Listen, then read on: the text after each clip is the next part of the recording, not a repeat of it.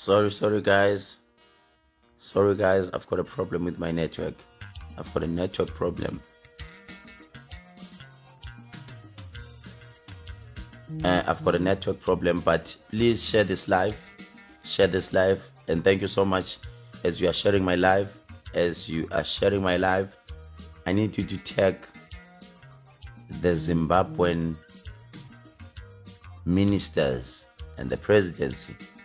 It might help. Or even the Zimbabwean president, I need him to be tagged on this one. Or I need you to download this video. It must go directly to him. I want to help him.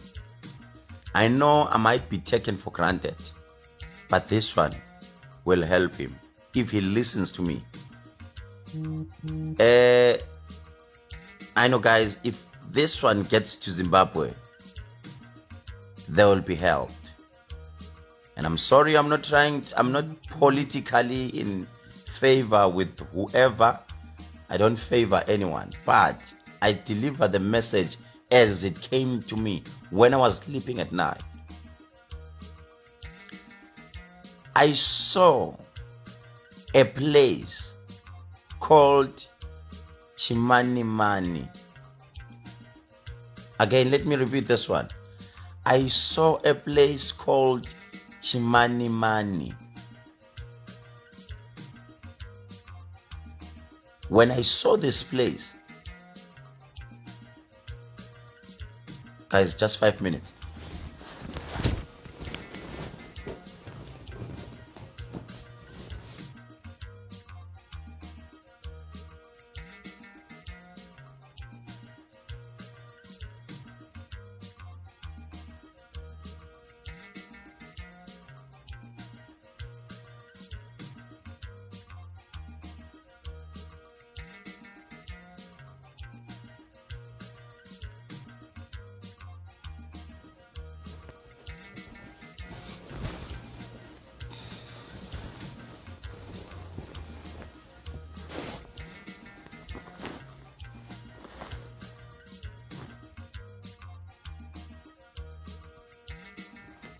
Guys,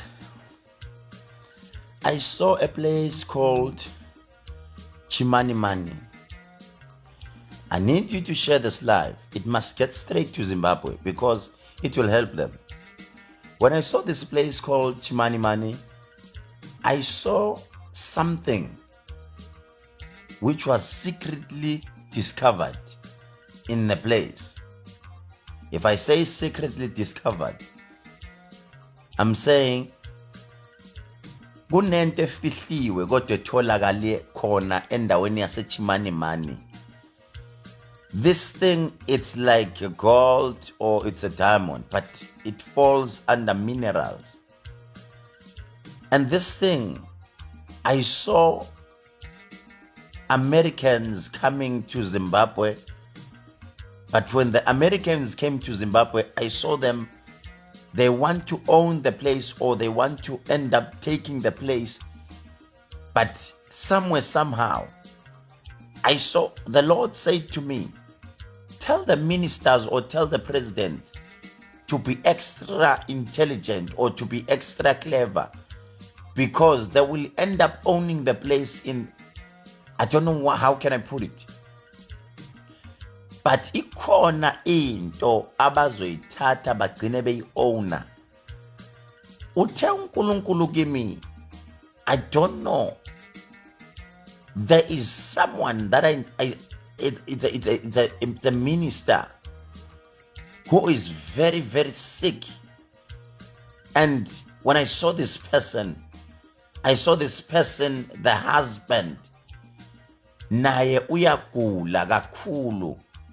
But my gula lo husband, what moyo ngcwele, ikhona into okuthiwa dialysis that needs to be done. I saw a lady, very intelligent lady, one of the ministers. As I said, I cannot specify because now I'm in public. But I saw the husband, very, very sick. She's been going around looking for help, but she's not getting the help. But The Lord said to me, tell the president to be extra careful because there is a huge fight which is coming between the president and the deputy president. Chivangwa. I don't know whether it's Chivangwa or what, but there is something which will make them fight. But people, there are snakes among them who will make them fight. I don't know. I saw someone who was a Chimombe Mbofu. I saw something $100 million. $100 million.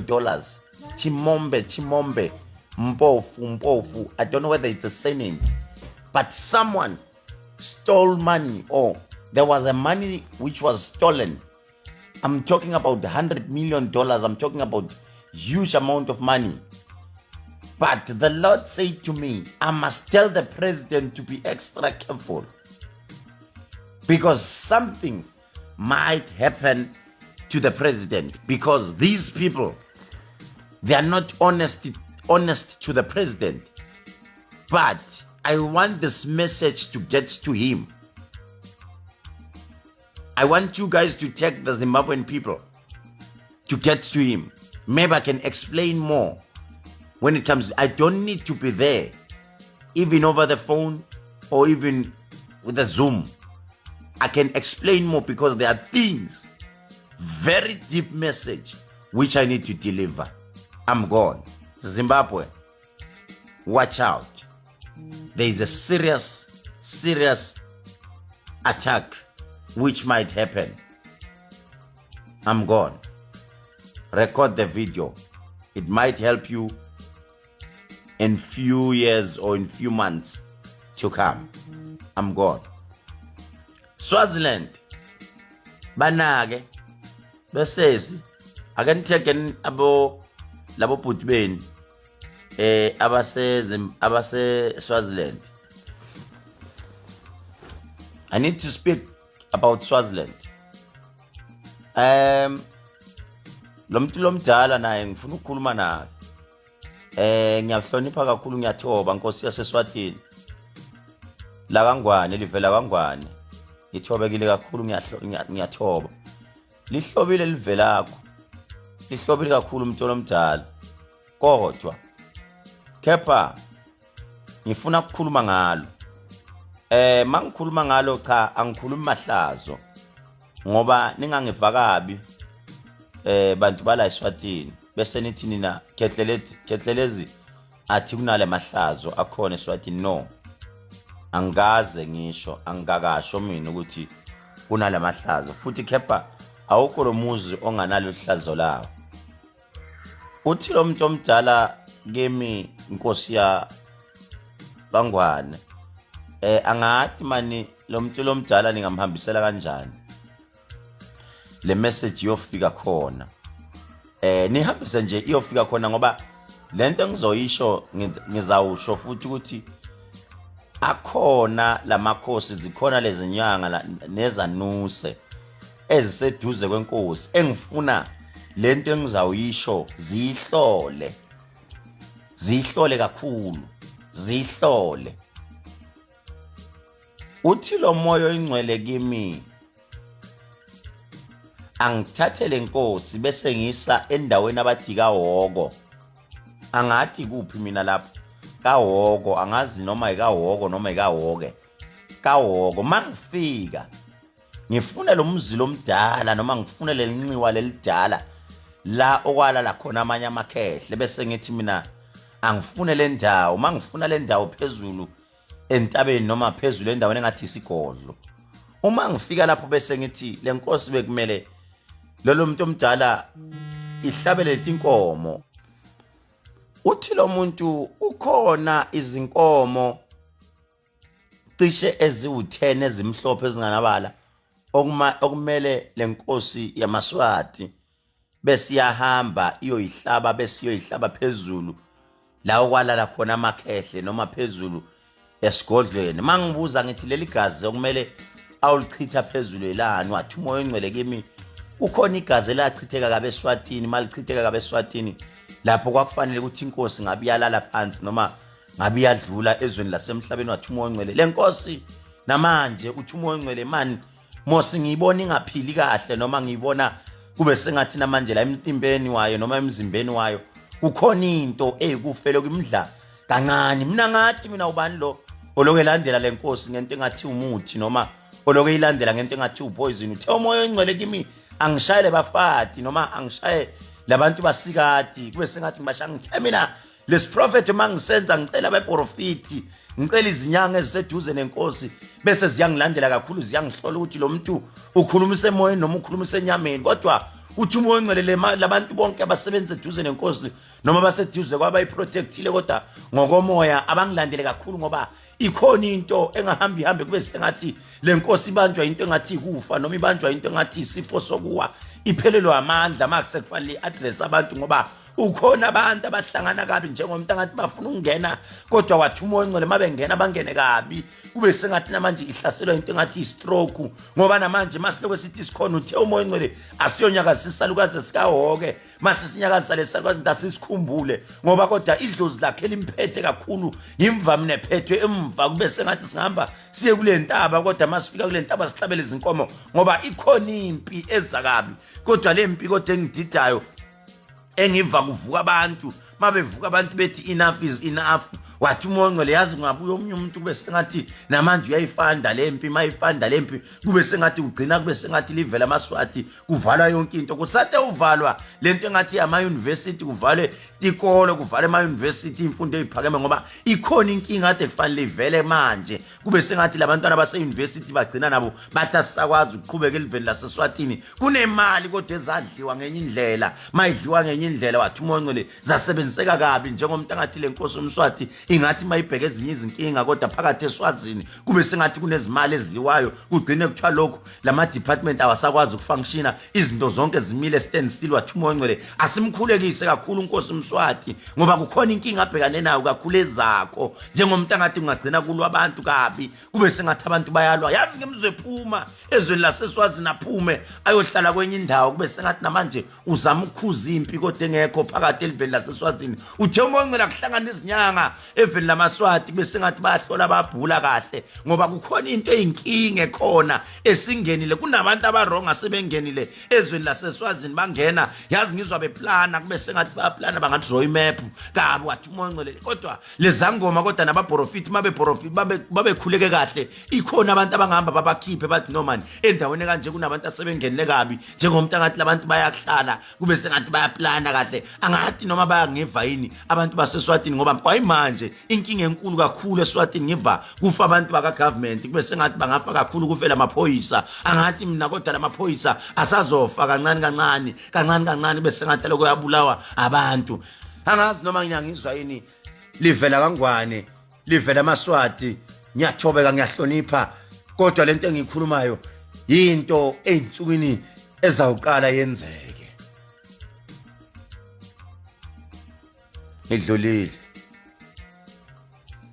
ngidlulile ngithe ngicela ucommente ngiyabuya futhi ucommente ushare live wami ubatheke eSwazini ngiyafisa abantwana bethi mabeqeda umatric bakwazi ukuqhubeka baye ema university kodwa ama university aseSwatini ngibone valo ayavala stop still kuthiwe no ake simeni manje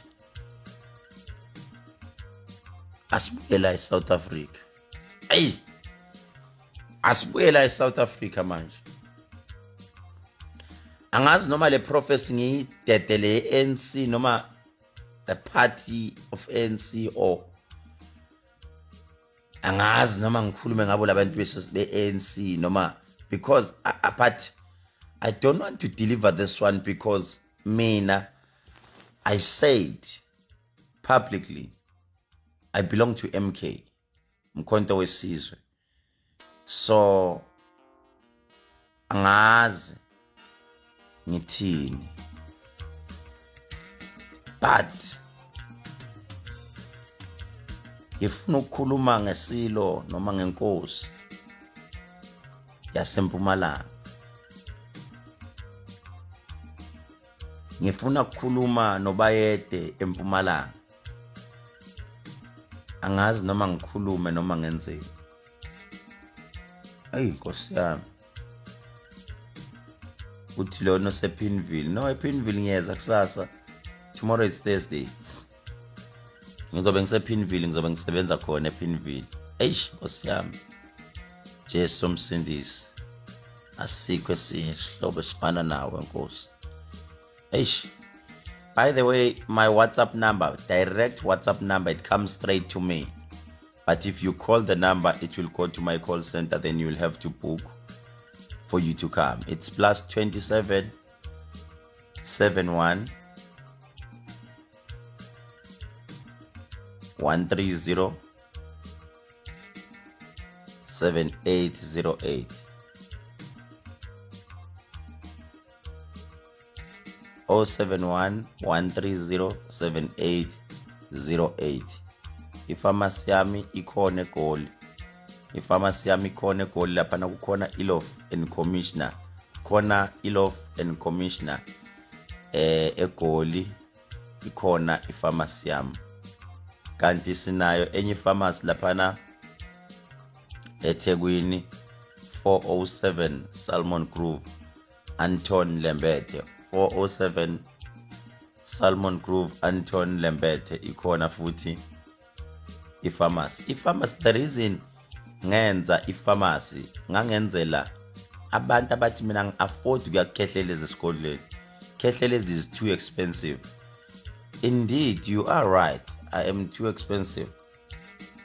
That is why nemoto uhamba uyothenga ongangamandla akho. Sometimes you uthenga uToyota, sometimes you buy Mercedes, sometimes you buy Datsun, you buy Mitsubishi, you buy Corolla, you buy whatever it is. Nasemnyangeni, you go where you can afford. You cannot be forced to go to a particular person or traditional healer. Mina Themba Shange uthi dedela amafile mkhulu maybe khona sebekhohliwe. Yabona ke wena uyangazi ke wena. Yabona Themba, you know me very well. We will pray. We will pray very well for Ukhozi FM. We will pray. I will pray. And I will not say anything about Ukhozi now. Because what I've said, but I won't say much again. But I will just pray for my favorite station, which is Ukhozi FM. But hear me now and take these people, Gagasi FM, Nkulunkulu wami. Ngayifaka enkingeni ngokukhuluma. But take Gagasi FM. Take them. Take these people. Ukhona umuntu eGagasini FM, kwiGagasi FM, kwi-team yabo noma kwi-staff sabo, who will end up in drugs. Uzoba seyinkingeni ezinkulu kakhulu in the family. Noma kwi-family yakho uzoba nonkinga family problem, agcine ngena kuma-drugs. Lento bazoqala bayifihle bayiprotect, but izo end up ikwi-public. Lo muntu uzobe nenkinga esengene kuma-drugs, edla ama-drugs ngendlela eyisimanga. I saw a drama, very big drama that will happen in studio, or very big drama that will end up going to the journalist, noma igciniya kwi-media. I'm talking about Gagasi FM in KZN. Let's go. Ake siyele phezulu sinyuke la engiyakhona oNkulunkulu wami. Angazi noma ngikhulume yini. uNkulunkulu nomusa Jesu sendisi. Pray. Sikhuleke kakhulu. I saw a pastor, umfundisi lomkhulu, a very big pastor engimbonayo.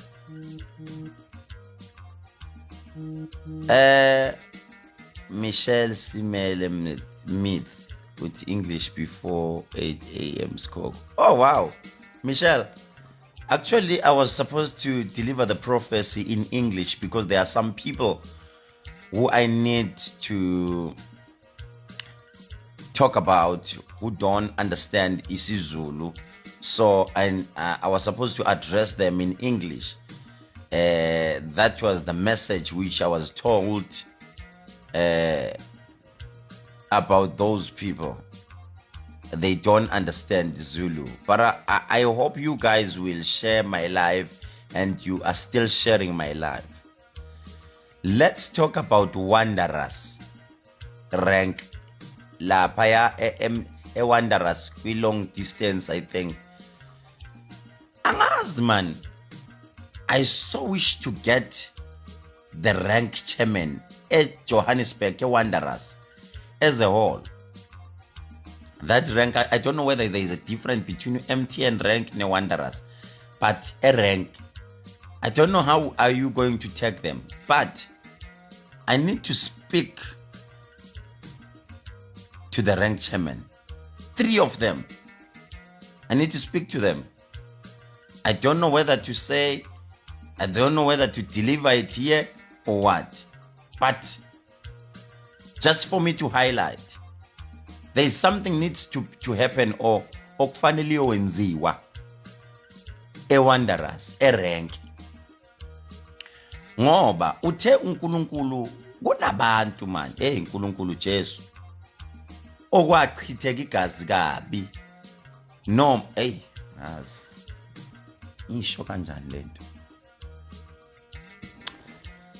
Osiyami. Ake ngibeke kanje. Whoever is in power akagadwe kakhulu, mayigadwa kakhulu asukume njengendoda yomZulu noma njengendoda ekholele esintwini. Mayingakholele esintwini ngicela believe kusona. Kunomkhokha omumbi ohlula abantu abaningi. Kunomkhokha omumbi ohlula abantu abaningi. Sengivala.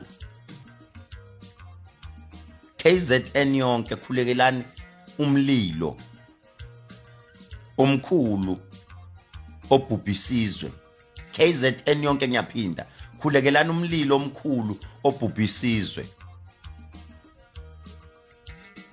KZN yonke khulekelani umlilo omkhulu obhubhisizwe. Izwe liyabhubha libhubha ngomlilo. Liyabhubha izwe libhubha ngomlilo. Malibhubha ngomlilo ngibona abantu okumele basukume bese bengathi baye emathuneni wabantu abadala noma baya kwezinye indawo ezindala. Uthemo bengafuni ukuthinta lento yeqembu laka ANC ngoba kuzothiwa uKhehlelezi yali attack just because we MK. But kunamahlazo amaningi enziwe abantu akade bese kupower abakwipower abesilisa. Kunamahlazo amaningi enziwe abantu besilisa abakwipower kwaze kwajika amadlozi athi kanti kwenzakalani manyala mani lawa wenzakalayo. Leyo nto kuze kulunge baningi abantu abayolala phansi kanti amahlazo hayi ukuthi ANC ngeke ilunga izolunga kodwa inkinga kunamahlazo amaningi. One day I will need only 4 people to talk to them directly bese ngiyabatshela ukuthi kwenzeke u1 no2 no3 amahlazo akhona niyawazi. Uma niqinisa amakhanda angiboni niwina u2026 kunalokho you will fail dismally. Dismal fail. Power iyahamba yonke into. uNC igama lakhe liyaphela. Liyaphela lonke igama lika ANC. Papa yini ishare lo live.